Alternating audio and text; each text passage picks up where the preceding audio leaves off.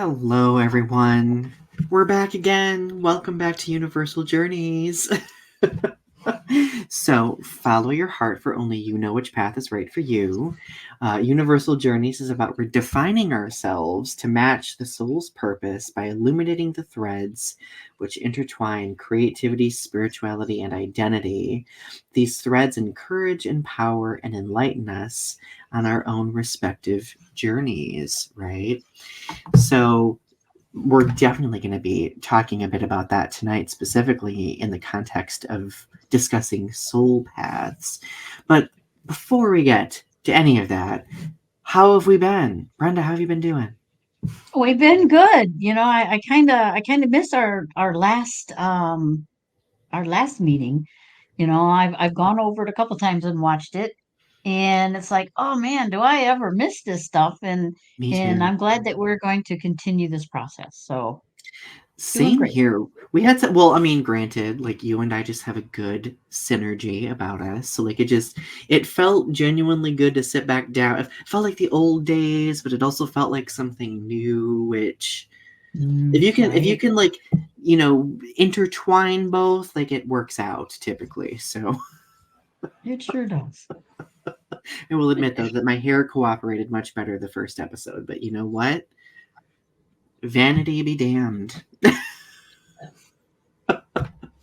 So, has anything exciting been going on in life lately since the last time we spoke? Well, in a manner speaking, it has, because I was telling you that I was trying to reconnect with my spirituality and stuff like that. And it's quite interesting that during this process, which has not been that long, but it's good, is I've connected to listening to my heart. I've been able to connect now where I've never been able to literally hear my heart say something, because your heart is has just as much information as your head does, or your mind does. Mm-hmm. So, and it's a little bit different sounding than what you get from your mind, because we constantly think through our brain. So it's like that's one thing, and you got your subconscious or your conscious mind that's always talking to you. But when you connect with your heart, it's totally different, and I have so much clarity with that, and I get better information that's not coming from my brain, but it's actually coming from the heart, and it's just amazing information. Oh, I love that. Well, it's because like our heart is kind of like the center point for intuition, right? And Mhm. you and I both know this like the back of our hands. How often do we ignore our intuition and just go with what our head tells us? All the time. Well, and then most of the time we think that, when we meditate or we pray or whatever, that all of our knowledge and stuff comes from the brain. Hmm. And that's not necessarily true. It also comes from the heart. And that's why you have in the Bible scripture and stuff like that. Sorry, I don't have that scripture, but even Jesus says to follow your heart. Hmm. He doesn't say follow your brain, he says follow your heart. Right, absolutely. Well, and see, I've always thought of like that intuition that I just mentioned as almost like an extension of our knowledge and experiences, right? So like Mhm. we develop that through learning, and that kind of helps us, I would say, make better informed decisions if we're confronted with different issues or problems as they arise in life. Right. But when you do connect to your heart, you have to, this is going to sound kind of funny, but you kind of have to disconnect from your brain Sometimes, and yeah. just connect with the heart. And part of that process is, I'll give you an example. The last couple nights or whatever, my brain has been, like, Brenda, you gotta do this, Brenda, you gotta do this, Brenda, you gotta do this, and this is what's gonna happen, blah, blah, blah, blah. And it's like, okay, wait a minute. Then I not mentally, but I literally looked down, closed my eyes, and connected to my heart. And I said, okay, what do you say about this situation? And I got something totally different, very clear, very precise. And it's like, I can go with that. I can go with that. Brain, shut up. Yep.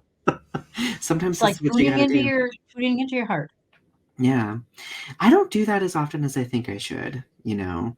I mean, I do have moments where I do, but, like, I mean, to this day, I still have, like, those frequent moments where I'm just like, I know I'm feeling something and I know the intuition is right, but, like, I'm just like, "You know what, Donnie? Go with the practical in your head," right? And that doesn't Right? always work out, unfortunately. No, no, it doesn't. I mean, I guess that kind of brings us to talking about soul paths, because I think that's very much tied to intuition, right? Hmm. So when you brought up so Brenda introduced me to the concept of a soul path, and I was just like, "What is that?" I have no, I have no idea what that is, but it sounds super interesting, and it sounds like something we would have absolutely talked about years ago, but I don't think we ever did we? I don't think we've talked about soul paths. So, I mean, I guess, is it maybe more of a newer term, or is it something that has existed for a while that's been in conversation? I believe it has existed for a while. This is just something that popped into my mind as like, we should explore this a little bit more with soul paths. Mhm. And it's really similar to a journey, your soul journey or your soul path, and where what we're supposed to be doing on, in this lifetime or at this Yeah. particular time or however you want to say it. Um, Geo Cutler, he is a Christian spiritualist and author of spiritual books. His concept is the concept of a soul path generally refers to the idea that each individual has a unique purpose or journey in life. And that's Mm. kind of where we're going with this, Yeah. is to kind of explore that. And I know that when you do this, one of the things is, and how you can do this is by following that gut instinct, that intuition, or following your heart. Or you're following your intuitive nudges. So it Yeah. really is about tuning in. And that's kind of like the root of the show, though, like when you think about it, because we are all on this journey that we've shaped for ourselves, whether it be through our knowledge in our heads or the experiences in our hearts, right? So, Mhm. like to me, that sounds like the combination of both is what kind of creates our soul path in a way. At least that's my interpretation. So, I guess with that thought in mind, like what sorts of paths have you followed in the past? Like whether they be actual paths or soul paths? Okay, so for me, there's been many, and I'll give you an example, okay, of mine. Is when I was growing up, I always had this desire to go into the military.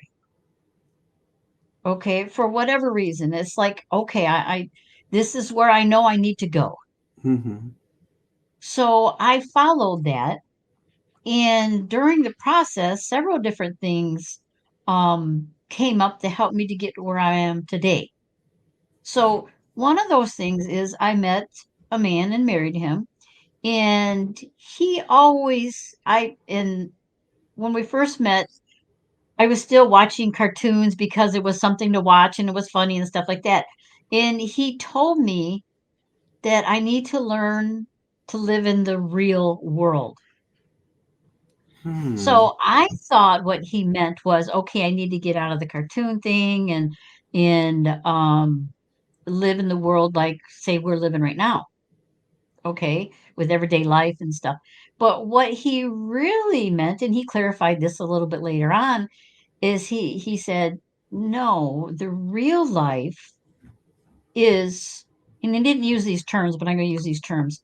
Um, the real life is spirituality because real life is beyond the physical life. Hmm. And that takes me back to Native American philosophy, and I believe it comes from the Iroquois, Hmm. where they believe that the life that we're living physically is not the true. life. The true life is the life that we go to when we fall asleep, when we're sleeping. And they used to have, and they still may, they used to have a ritual, not necessarily ritual, but they used to all gather in the morning together. Mm-hmm. Okay. And then they would explain to each other what dreams that they had, and Mm-hmm. then they would enact them. Okay. Oh, interesting. And a lot of times what happened was when these individuals slept and they got information, they actually got information to help them to know when the soldiers were coming and they were going to invade the camps and stuff like that. So that's how they got to be able to move around and not be shot or whatever. Don't get me wrong, some of them or a lot of them did, but by doing that, it helped them to save their families, their children, Mm-hmm. their life. So it was quite interesting, and that's what they considered what the true real life was, not this physical form. And there are other Mm-hmm. aspects that also come about in spirituality and Christianity too, if you think about it, that the messages came through Mm-hmm. or have been coming through. I mean, even the Bible says that I'm just going to say Jacob, that Jacob actually, he received messages when he was sleeping. Mm-hmm. Like in the form of So like they come to visions, be. right? Hmm. Yep. Interesting. Yeah, I mean, there seems to be a basis for this in a lot of like large mainstream religions, and of course, like, religions and spiritualities across a variety of different cultures. So there's a sense of consistency in that type of perception, right? At least that's what Hmm. I'm getting from that. Hmm. So with that process, let me go back. So by meeting my former husband, he started me on that process of knowing or trying to figure out what the real reality or life is. And then, if I wouldn't have gone into the military, I would not have met this priest, which we became very close and connected on the spiritual level, when he said there's a difference between religion and spirituality, but he never told us what it was. Hmm. So, if it wasn't for him and some of the things that happen or our communication on the spiritual level, I still would not be here where I'm at. So what he did is he brought me to that next level. So those things right there, just those two incidences, that was part of my soul path to be where I'm at right now. Hmm. Does that make sense? That does make sense, definitely. So what was the priest's name? Sir Patrick. Is Father Patrick Father, Baggio. did I say Sir Patrick? You did. He might be a sir now. I don't know. Maybe he was knighted. I don't know. Oh my goodness. I know he's I'm released getting some. laughing in the back, by the way, so that's funny. Sorry. um, but no, like that's interesting. I feel like for me, that type of direction started taking shape when I was in college.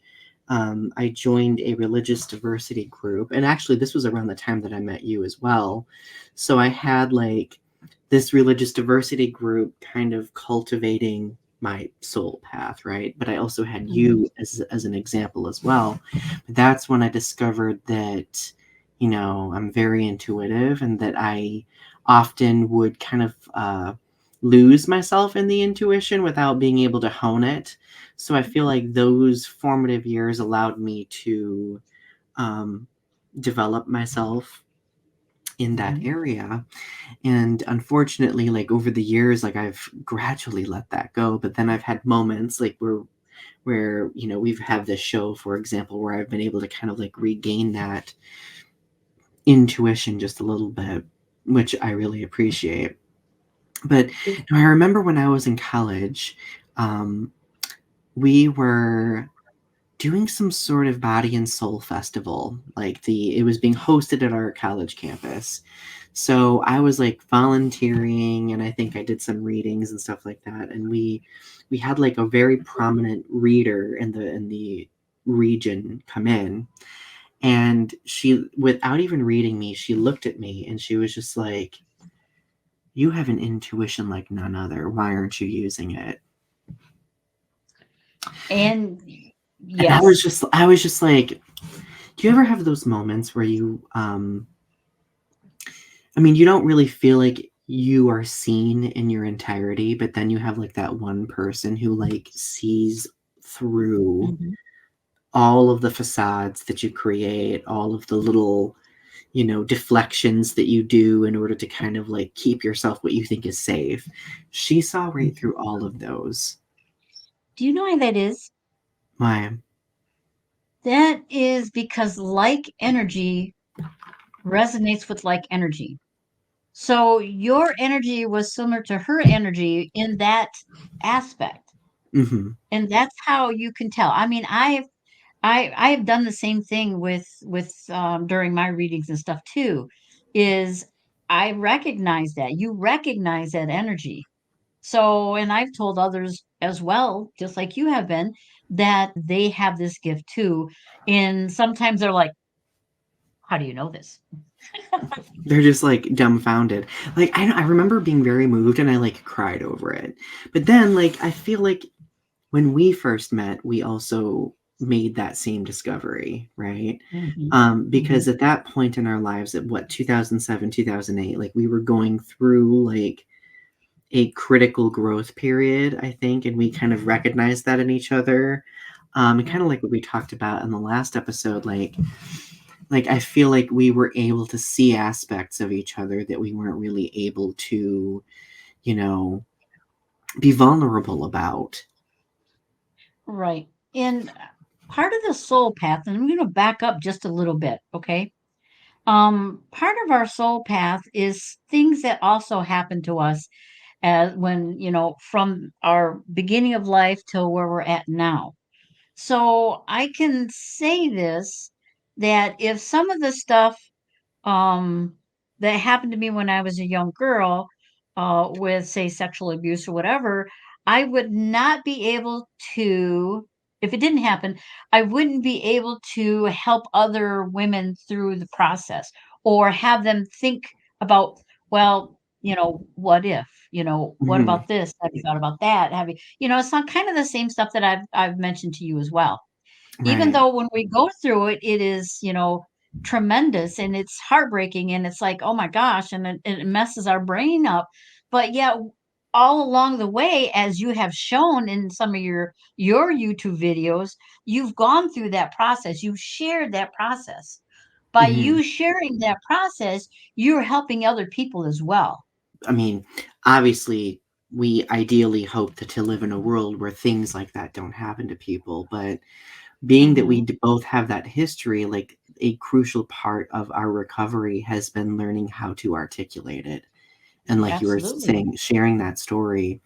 And I guess part of that trauma healing is being able to, be able to have those conversations in a safe way for ourselves. And I think that Hmm. that's part of the trajectory that we've been on for sure.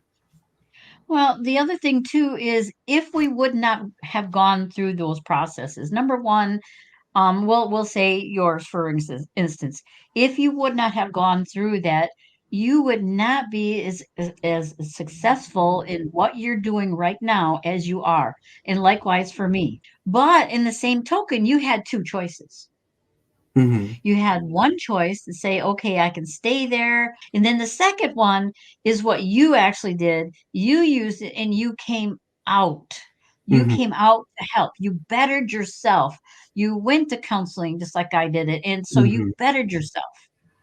Yeah. So that there, there's two ways you can look at it. And mind Either you, you can say, okay, huh? it's so hard to get to that point though, too. Like It's a process. like it's because I remember it was so hard to make that decision. And I mean, and I understand where some people come from, where if they if they end up staying in that headspace for a while, maybe they have to. Maybe they have to stay in that headspace for a while in order to eventually move forward, right? Mhm. But like I do agree with what you said about like making that critical choice. Like I think it's a critical choice that many of us have to make if we are navigating through trauma and growing. It's like, what do we do with it? Like, do we just like are we going to find ways to heal from it, or are we just going to allow that wound to go untended, right? Right. Now, the funny thing about it is either one of those paths are part of your soul path Mm-hmm. because sometimes it isn't just about being able to help other people through it by your experiences, but it's about your soul learning that process itself, going through that process itself. It's almost Mm-hmm. like God wanting to know, God wanting to know, okay, what is this like? I'm going to put myself in his shoes. It's like, I want to experience what you're going through. I want to experience this. Your soul is basically saying that. Mm-hmm. And the Interesting. reason that's the soul is connected to God or the Holy Spirit or to, all of those or to the Great Spirit, okay, or the source. Um, and the reason in the way that we're connected is because of that divine spark that's in each one of us. Mm-hmm. Interesting. So you're saying that like the soul wants to understand the nature of like that choice that we make, that recovery that Mhm. we embark on, right? Not like the trauma itself, because that, you know, I I Right. would be really, really concerned if there was a higher power that wanted to experience the trauma that we end up going through, but you don't fully understand the motivation sometimes, I guess. Well, and that's all the learning lesson. I mean, we're here for lessons. Mm-hmm. So again, you have your two paths. One could be, okay, this is how I want to do it, and I don't want to get any better, and I want to do stay in the quagmire of everything, and but the other one is like what we're doing. Mm-hmm. We're getting that information out there. We're talking to people, we're talking to ourselves, we're talking to our higher self, we're Mm-hmm. using our intuition. Yeah. We're saying, okay, now what's next? And then you could say, like I just recently said, enough is enough. Mm-hmm. Yeah. Absolutely. No, that's a really thoughtful point to make, I think, because I mean, it ultimately defines how we navigate almost everything in life at a Mhm, certain point, right? mhm, Like because we could make these subtle decisions where we just like stay sedentary regardless what happens to us, but like if we take that active role, then maybe, you know, there can be momentum in moving past obstacles that we come across. mhm. Well, the other thing too, and this is the most important thing in any soul journey or soul path or life, is we all have free will. Mhm. So no matter if we came down and said, okay, this is what our soul path is, this is what we're supposed to go and do and stuff like that, we have free choice to change it up. Right, yeah. Definitely. Well, and everybody has their reasoning behind the choices they make too, right? I Mhm. mean, like Yeah. earlier, like I mean, I think for a while, like I mean, when I've experienced my trauma, like I needed to remain in that headspace. I needed to kind of like allow myself the moment to jostle free of like the paralysis of it Hmm. all, Hmm. right? And sometimes people have to make that decision, and if they do, I think part of like the journey is just respecting those decisions that people make too, regardless like what benefits or Absolutely. consequences there are, you know. Yep. Which can be difficult because sometimes we look and like if somebody's gone through something, we might look at the decisions that they make and we're like, what are they doing? What's going on? But like maybe that decision for What them are they is thinking? yeah, like maybe that decision for them in that moment is what is necessary for them. Hmm. I mean, we can analyze it, we can, examine it from every which direction and kind of create our own judgments. But at the end of the day, like, we're not going to know what their direction forward might be. Well, and that leads me to the next thing, and it really is about unconditional love. If you can say, okay, that's their path. They don't necessarily want my help. Okay. That's their path. And then for me, we'll just say me, for example, for me, it's my duty, I'm going to say duty, is my duty to allow what is transpiring for them to transpire for them because it's their journey. Hmm. And I have no right to judge or Right. condemn because they haven't learned what they needed to learn to get past it, just like you said. Oh yeah, for sure. Well, it's interesting that you're bringing this up because I recently had this conversation with somebody about they were really upset that a person was like LGBT, they were gay, right? Or they are gay, Mhm, but they mhm. haven't made the decision to come out yet, but they are kind of like living, a double life, right? And this Right. person that I was speaking to was like, why doesn't this person just come out? Like, what? Like, what? Like, it's 2024, blah, blah, blah. And I was like, you don't know that person's circumstances in its entirety, right? Like, you don't know if maybe they are not in a safe place to come out. You don't know if Right. maybe they are internally, emotionally, in their heart ready to look in the mirror and be like, this is who I am as a person, right? Like they may be acting on instinct, but are they ready for that reveal, right?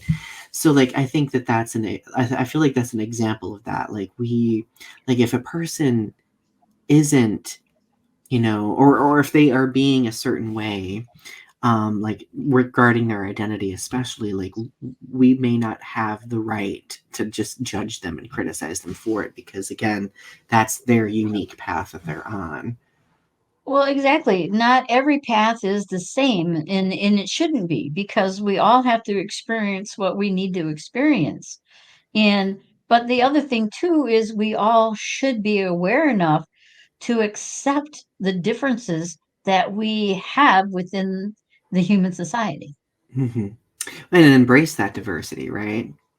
Right. Yeah, because our paths cross so many others and intersect with so many others. So that's why it's so baffling to me, like in religion, like it's a lot of mainstream religions, there is just so much gatekeeping regarding the acceptance of different like identities and paths, right? Hmm. Because like if you look at the teachings of many of them, like they do kind of teach that, like accept your neighbor, like embrace each other's paths and journeys and stuff. So I mean, I guess it's just purely the human component at this point that prevents them from fully embracing that sometimes. Well, in the way they were taught, the dogma that they were taught, and they've embraced it wholeheartedly, and that's fine. But thing is y- you you're taught not to judge because God is the only one that can judge, but yet we judge. Hmm. We're very judgy. We're so judgy. Yeah, there are times when I have to step back and say, "Whoop, whoop, whoop! Stop, Brenda! Stop, stop, stop, I stop!" know, me That too. is not for me to do, and that's something that they have to experience and they have to go through, and you have to allow that to happen. And sometimes I'm just such a petty person. I am, and sometimes I kind of revel in being petty. Could that could Yes, that we do could sometimes. that be part of the soul path? I don't It know. could be because sometimes within that pettiness, you get yourself in trouble. True, but we sometimes learn from that trouble though too. That's exactly where I was going with that one. Hmm. Touche. Good job. We're in sync again. Yes, we are. We're in sync again. One of the questions that we wanted to pose today is there a difference between soul paths and actual paths that we take, or are they intertwined? I think we kind of answered our question. Yeah, we did a little bit. The soul path could be a little bit different than the path that we've taken. And it's almost like a detour. Hmm. And again, it comes back to free will. Right. So I'll give you an example. I'll give you another example. This is an example for me, okay? Uh, my soul path is my spirituality, okay? I know that. And however, I like, okay, no, I want to go out and I want to do this thing, say factory work or whatever. That wasn't necessarily, I feel, that wasn't necessarily my soul path because I don't know if I learned anything during that process. Hmm. I mean, that's like one of those things that I guess maybe the only thing that I did learn is the more you know, the more you experience, you can relate to other people better. So that's kind of what I learned. Truck driving. I used to be a truck driver, 18-wheel truck driver. Oh, I So forgot about that. yeah, so that's one of those things. So it wasn't necessarily, I feel it wasn't necessarily on my path, but it did help me to understand what truck drivers have to go through each and every day. So that helped me, just an example, that helped me when I was with a financial institution. And when a truck driver said, "Hey, I need a loan for da da da da da da da da," I could relate because I understood where other people would like, "Oh, no, we're not going to do that. We can't do that." So it's just one of those things. It's being able to relate to people. And Yeah. the only way that you can relate to people is if you experience it, if you research, or if you do whatever to be able to understand where they're coming from. Absolutely. I think that could be why, because I firmly believe that teaching is my soul path.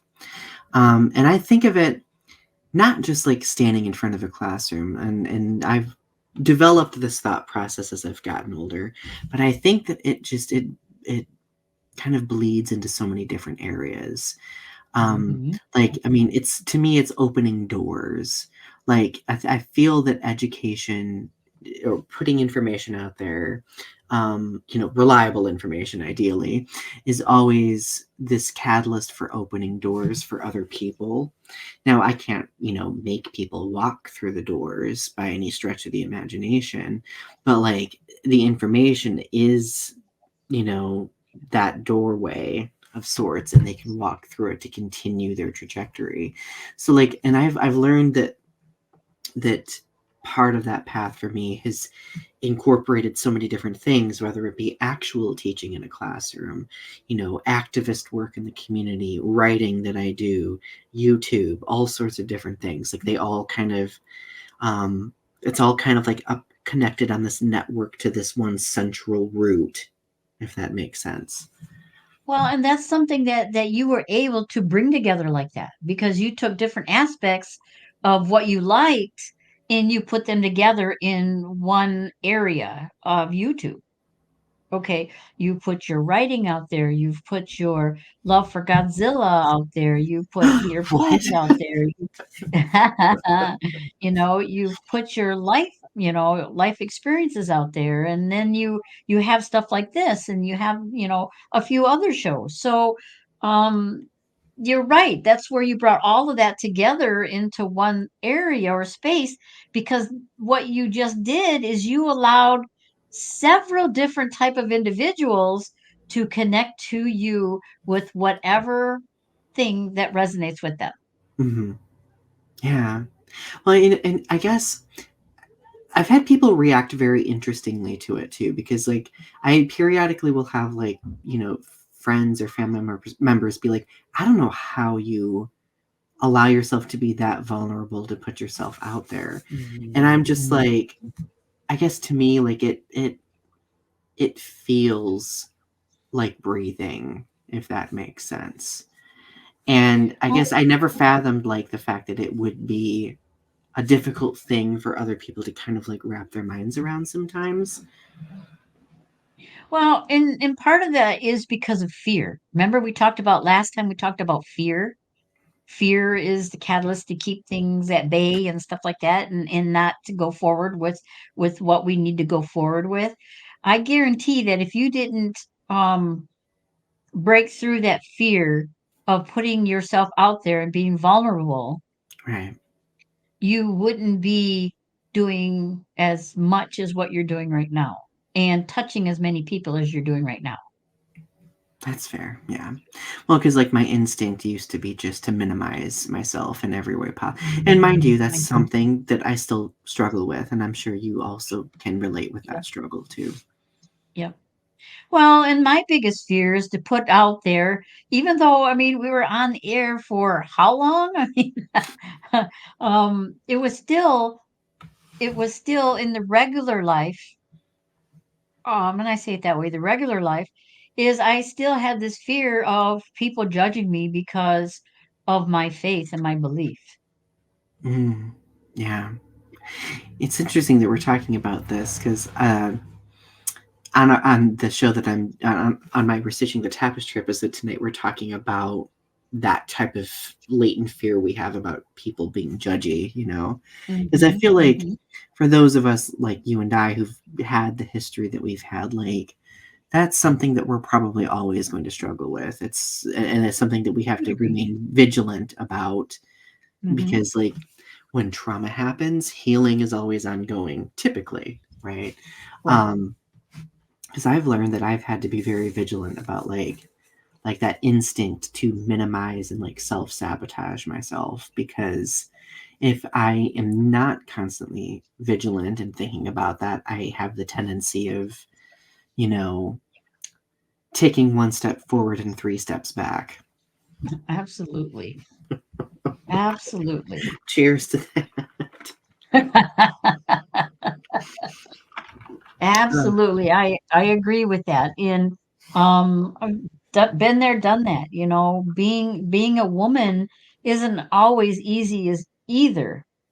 So, and a lot of individuals think, oh, well, she's single, so she must be this way.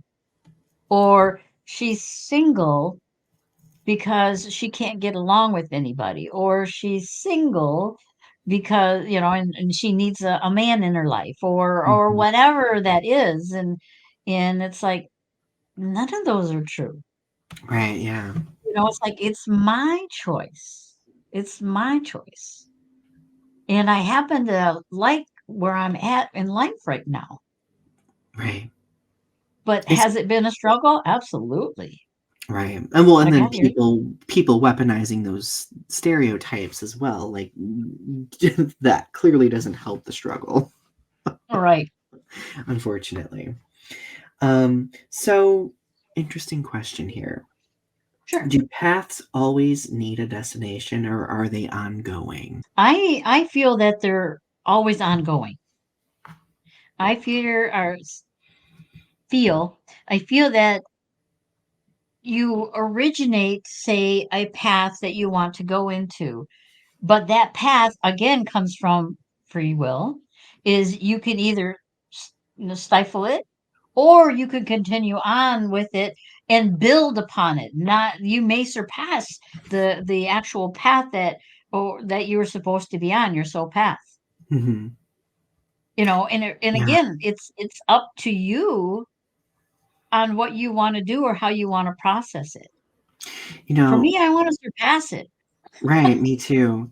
So like it's interesting because I mean that question came from a place of so obviously like I've had like we all have dreams that we aspire to, right? Hmm. And Hmm. over the past like 3 years, like obviously a number of my dreams have been fulfilled. And I had a moment where I viewed this sort of path as just having one destination and done. And I had like this existential crisis when I got to that point because I was like, do I not have any other goals or dreams to look forward to? Like, I get it. is this, are we done right here? Or is there anything beyond I to get it. aspire to? And I've, of course, since, late 2023, early this year, like I've had a moment where I've been like, oh, there is so much more. There is more. But I couldn't see past, the hazy fear shadow that existed in front of me, if that makes sense. Mhm. It does, because there's been at least one time, maybe two times, that at the beginning of a year, I try to imagine or see where my life is going for that whole year.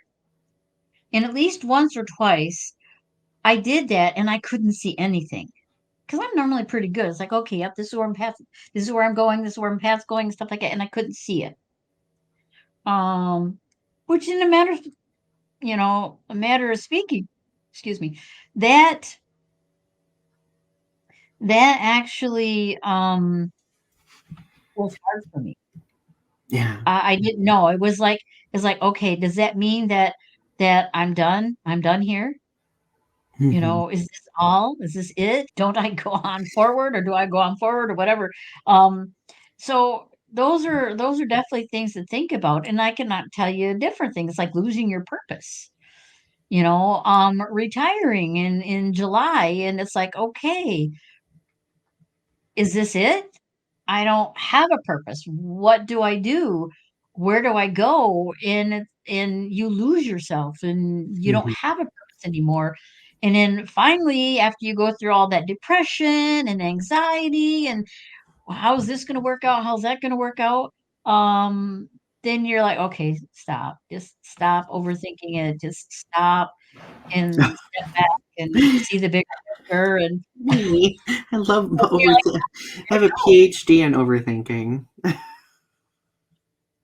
It's like, here you go. So there's things like that.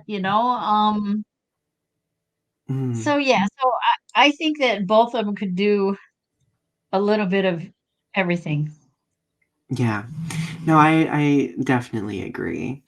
And I guess it just is interesting how our paths are so shaped by like these outer environmental factors, right? Like I'm thinking about like the need to make money, right? Like commercialism. I was just having a Mhm. conversation with my friend Ari, I think it was a couple of days ago, who does her stitching the tapestry with me. And we had like this moment where we were like, we wish in life that we could just give ourselves to being creative instead of having like all of these responsibilities all the time. Because the responsibilities can be like a soul suck, right? Yes. Yeah. But I can tell you that when retirement comes around, you'll have that time, even though you're making the time right now to do what you're doing and accomplishing it. Um, when you retire, you'll be able to have more time to do that. And then you're gonna say, what am I doing? I don't really have anything to do because you were so busy like you are right now making money. And then when you retire, it's like, okay, what do we do? But for some of us, we continue to go. Even though we retire at one thing, we jump into something else and do something else. But the commercialism and the need to work and make money and stuff like that uh isn't really our path, Well, well, and we have to think about like what's our slow path. fulfilling, right? Like I feel like our soul path exists to create fulfillment, right? And if the material can't be fulfilling, then what is going to be fulfilling? Like those are the questions that I ask myself, right? Because like I'm Mhm. one of those people, like I get caught up in the how productive am I being? How can I measure that productivity in numbers? Right, Even right. though I suck at math, this Capricorn still likes to see things measured out in numbers. Um, but I'm just like, how can I measure everything in my life, and assess it, and then I have to like just be like, okay, just do it. Like, just do the thing without needing to assess it, without needing to measure it against something else. It's, oh, I chuckle a little bit with that because what you're describing is control. You're trying to control everything before it actually is into being. And it really oh, is and I'm just gonna use this phrase is let go and let God. Brenda, I enjoy being delusional from time to time. Yeah, but it's taxing. It's It can be, it frustrating. can be, it can be taxing. That is true. Um, Anxiety issues go. well, and keep in mind, going back to the trauma tidbit too, because I think that's very important. The people who often want to exert control over their lives and who've experienced something are those who probably had some sort of trauma tied to, you Yes. know, Yes. not having control in a situation. At least that's Absolutely. from what I've read and from what I've talked about with my own therapy experiences. That's been like the common thread, right? So Mhm. of course, me wanting to control everything is like a trauma response. I chuckle because I too have been there. In later on after you go through it, and you could be going through this for many years. The incident may have happened, when you were younger, but yet you still continue to hold on to it until you come to a day like I have and say, that's why I keep doing this, is because of that one instance back there when this happened, and that fear caused me to be stifled because I could be so much more. Hmm. And I'll give you an example. When I was in the service, I was physically abused. Okay. And I had to go out and find the weapon that was going to be used on me. And when I did, I found the right one, then it was used on me. And my thing is, I was in the military and I would go out and fight and protect and defend other individuals, but I couldn't do it to myself for myself. Wow. So why? Why couldn't I? Why couldn't I defend myself? Hmm. So those are all things that's like it was very hard to do, and that was part of the counseling, and finally it all kind of come up, and it's much better. I have a better understanding of what occurred, how it occurred, not what occurred, but my part to play in it, and that it wasn't my fault Yeah. It because took a I had lot no of idea what he was having me do. yeah. It took a lot of strength to share that, Brenda. Like, thank you for sharing that. You were you're welcome. It was I almost choked up there. I mean, when I first came out, like the whole control thing, when I first came out, like my one of my first intimate experiences was forced.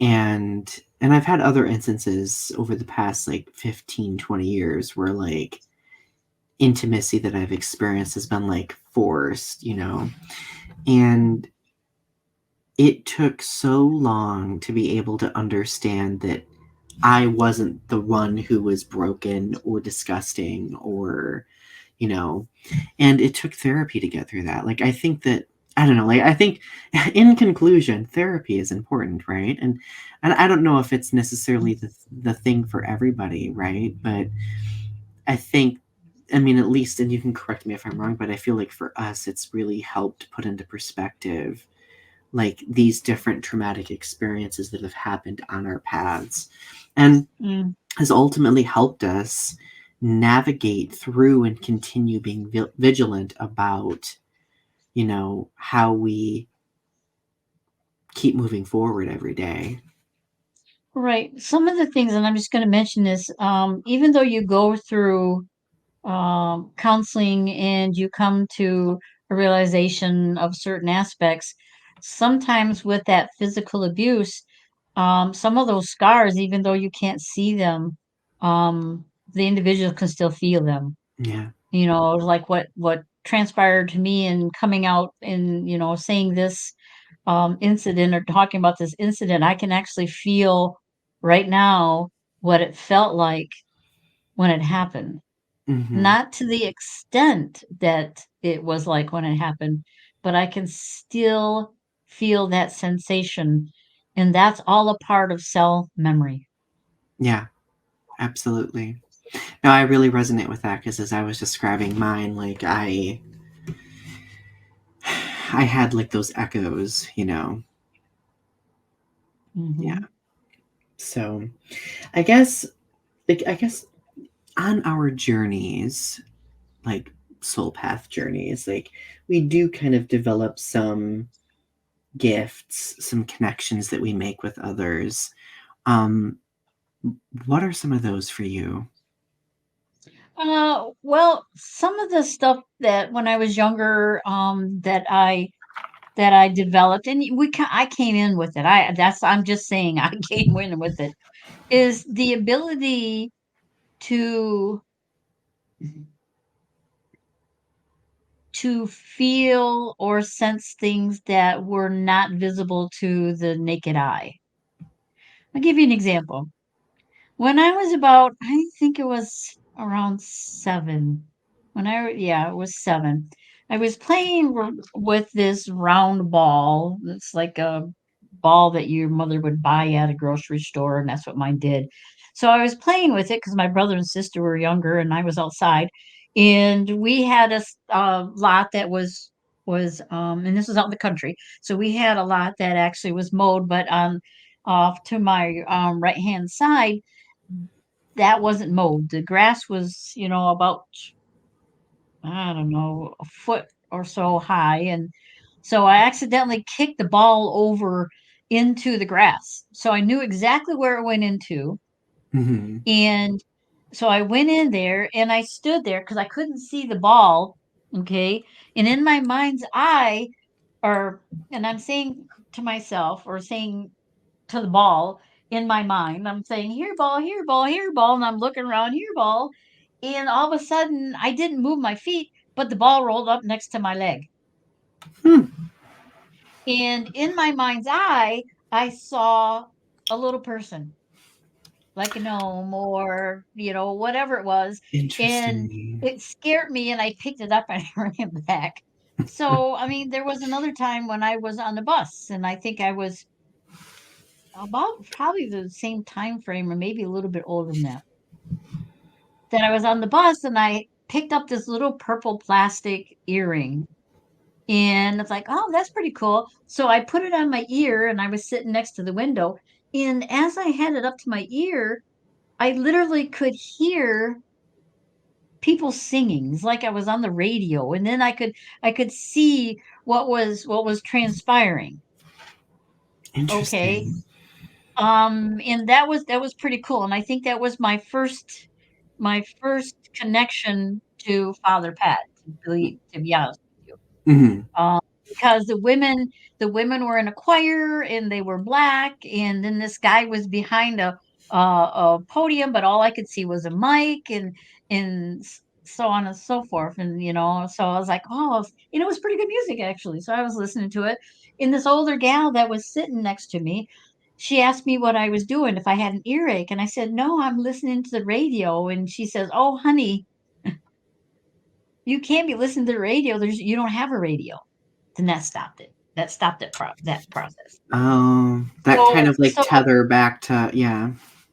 yeah. So and there's other incidents that happen. I mean, I can see in a distance um on the spiritual plane. I mean, I can check things out. I do get information that comes in. And so those are just things that I know that's part of the process. Well, I stepped back out of my spirituality in starting in 2015 and went to just doing business, just making the Mm-hmm. almighty dollar and stuff like that.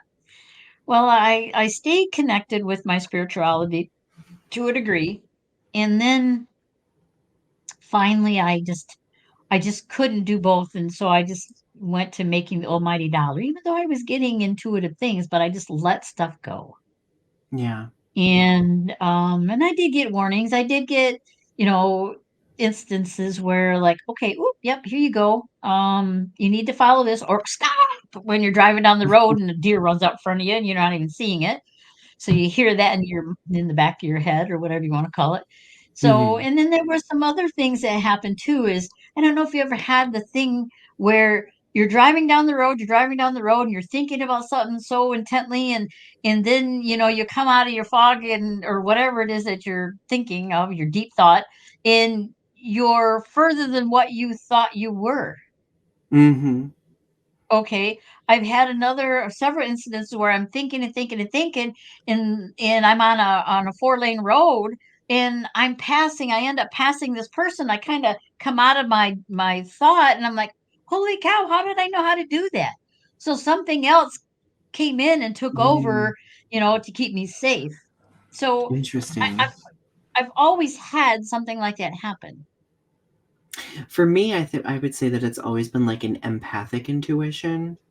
Like Hmm. I'm able to very much read a room, and also like kind of like this empathic imprint ability, but also like the ability to kind of like chameleon like adjust myself to a moment, right? Yes, Um, yes, me too, me and I too. think that that's probably developed from the need to be safe, over the years. It But is. I've been able to use it in other ways, whether it be to like diffuse, like I'm very good at diffusing things. Like if things Hmm. get tense, like I'm able to use that ability to kind of like smooth something out, or, bring the energy level, to some sort of synchronous place, if that makes sense.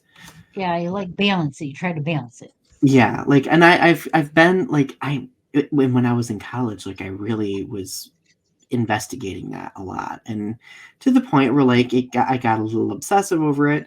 But over the years, I've kind of like let it go. But I have moments, like periodic moments, where it gets me right in the back of the head, and I'm like, oh, there it is. Like, Yep, it's still there. yep. It's still there. It may not be as honed as it used to be, and it could be again. It's just you got to work your Mhm. way back there. Yeah, the only thing is with what you're doing, you are actually still using it very much. You just use it differently. True. With your intuition and your knowing. I mean, because your creativity is another outlet for all of this. Right. I would So say it's that so. creativity. Yeah. So I was going to say something, but I can't remember what it was that I was going to say. But oh, very much empathic. I'm very much empathic, and it is funny how I pick up on things that people are not even saying, and I know what Oh, they're yeah. saying. Oh, yeah. And I then when bet, you say like, something to them mhm. about it, they're like, "No, I'm not thinking that. I'm not saying that. I didn't think that," or whatever. It's like, But then, like, their your body behavior and language, their number one, is telling me. Huh? yeah. Their behavior, their body language suggests, even, like, their facial expression suggests otherwise. Exactly. So, but it's Interesting. like, you can't hide anything from an empath. I'm sorry. They pick up on that. No, I'm not sorry. But they pick up on stuff like that. They pick up on the little subtleties. They pick Right. up on worldly things that's going on, and people don't understand why they are the way they are. They may be off, or they may be cranky, or and they don't even know why. They could be standing next to somebody, and it's like, rah, and they were not that way 10 seconds ago. And it's like, and they come to find out, you look over there and that guy was like, rah, and Right. it's like, oh, okay, I got to get rid of that. I got to get rid of that. Which Yeah, that's right. so I think we have enough time for one more question to pose, and I think this is a good one to end things on. This has been a great conversation. Does Mhm. following your gut, following your heart, or following your intuitive nudges constitute being on your soul path? What do you I think? think it does. I think it does. Um, because following your gut is the intuition that's there, that's God given, that keeps you going, that keeps you like, oh, gotta back up. You get that, the butterflies in the stomach, okay, and Mhm. that something's going to happen, and so you delay your travel for 10 minutes or so, and if you wouldn't, then you would have been in the accident that occurred, or things Yeah. like that, things that you're missing. And following your heart, you one thing you have to, when you follow your heart, that's your passion. Okay. Some people like, well, I don't have a passion. Well, the thing is with that is, where when you were younger, what did you like to do? Mhm. Yeah. And What we I mean, lose touch with that so easily too. That right. could be a whole Right. nother episode that we could do, honestly. Um, how do we reclaim that? That's part of our soul path, right? That's part of the soul path. That's part of recognizing, if you can recognize that, oh, yeah, I used to like doing that a long time ago. Maybe I should bring it forward. Or it could be anything that sparks your interest at any given time. Yeah. Ooh, I love that. Brenda, my dear, we have this habit of having good conversations, don't we? And I love it. Yes, we do. Yes, we do. And I love it. I love it. This has been very insightful. So, I guess, what are your parting words for the night? Nice. Okay. Follow your heart, for only you know which path is right for you. God bless. See you on the flip side, everyone. Bye.